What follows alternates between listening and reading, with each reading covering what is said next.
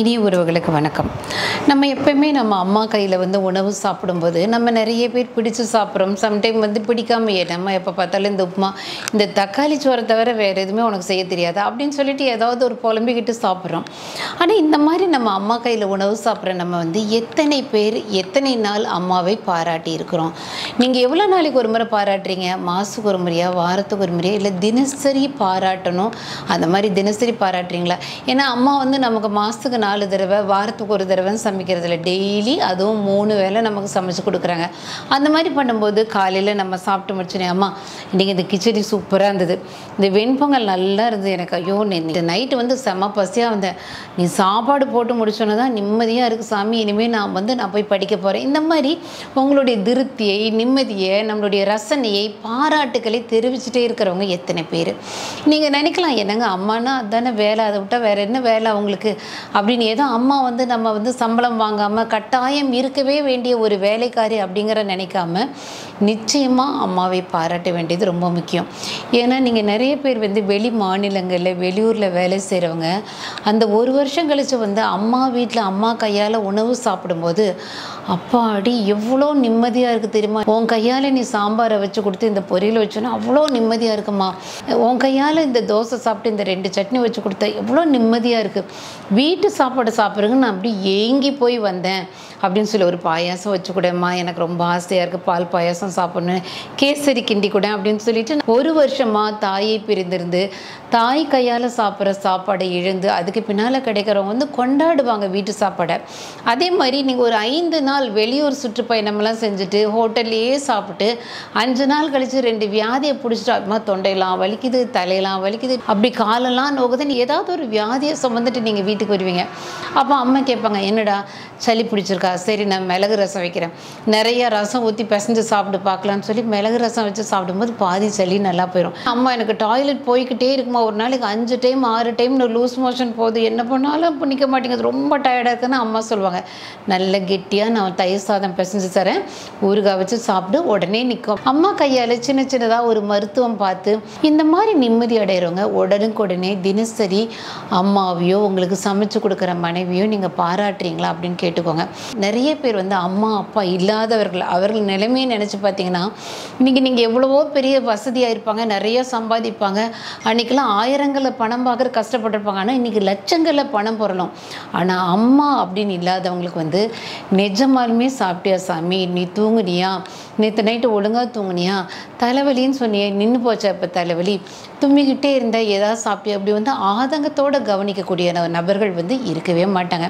எங்கள் காசு கொடுத்தா ஒருத்தங்க வேலை செய்வாங்கங்க அப்படின்னா, நம்ம காசு கொடுத்து எனக்கு இந்த நேரத்துக்கு இதை நீங்கள் கொடுத்தாகணும் அப்படின்னு மிரட்டியோ இல்லை வலுக்கட்டாயமோ ஒருத்தரை செய்ய வைக்கிறது வேற. கொடுக்குற காசுக்கு வாங்குற சம்பளத்துக்கு இந்த நேரத்துக்கு இது கொடுக்கும் அப்படி நினைத்து பரிமாறுறத விட ஆசையோடு, ஆதங்கத்தோடு, பாசத்தோடு, ஐயோ என் பிள்ளை சாப்பிட்டானா, எம்மா இதை கொஞ்சம் செய்ய அப்படின்னு சொல்லி பரிமாறவங்க அம்மா அப்பாவினால் மட்டும்தான் முடியும். அதனால் அந்த மாதிரி உறவுகள் நம்மளை விட்டு பிரிஞ்சு இறந்து போன பின்னால், ஐயோ எங்கள் அம்மா இருந்தாங்கன்னா நான் இந்த நேரம் உடம்புலியோடு படுத்துறப்போ இதை பண்ணியிருப்பாங்க, நான் இவ்வளோ தூரம் அலைஞ்சிட்டு பசி எடுக்கும்போது இதுவே எங்கள் அம்மா இருந்தால் சாப்பிட வைக்காமல் படுக்க விட மாட்டாங்கன்னு சொல்லி அவ்வளோ ஏங்கி போகிறவர்கள் எத்தனையோ பேரை நம்ம பார்க்குறோம். இன்க்ளூடிங் நானும் ஒரு அம்மா இல்லாத ஒரு பெண் தான். அதனால் அம்மாவுடைய ஒரு அருமை என்னன்னா, அம்மா இறந்தோன்னே தான் நாங்கள் கண்டுபிடிப்போம், அதுக்கு பின்னால் தான் நாங்கள் கண்டுபிடிப்போம். உயிரோடு நமக்கு முன்னால் இருக்கும்போது தெய்வங்களை போல் அவங்கள கொண்டாடுங்க. ஏன்னா இறைவன் நேரடியாக தானே நமக்கு சேவை பண்ண முடியாதுங்கிறனால அனுப்பி வைத்த தேவதூதர்கள் தான் அம்மா அப்பா, நல்ல உறவுகள் எல்லாமே.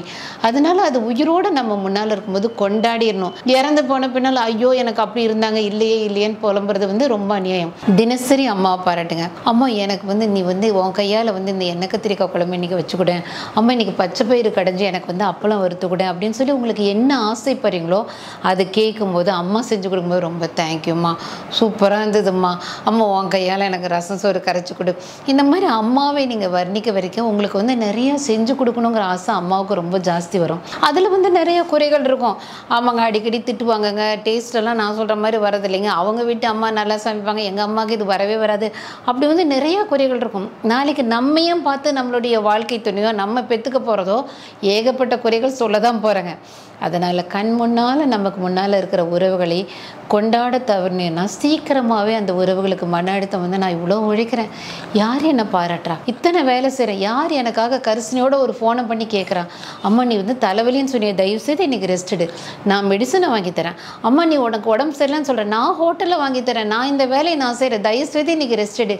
இந்த மாதிரி நீங்கள் எவ்வளோக்கு எவ்வளோ ஒரு உறவுகள் மேலே நீங்கள் வந்து கரிசனை எடுத்துக்கிறீங்களோ அவ்வளோக்கு அவ்வளோ அந்த உறவுகள் நம்ம கூட ரொம்ப வருஷம் உயிர் வாழும். எவ்வளோக்கு எவ்வளோ கண்டுக்காமல் அலட்சியப்படுத்துகிறீங்களோ அவ்வளோக்கு அவ்வளோ அந்த உறவுகள் சீக்கிரமாக நோய்வாய்ப்படும், மன அழுத்தமாகும்.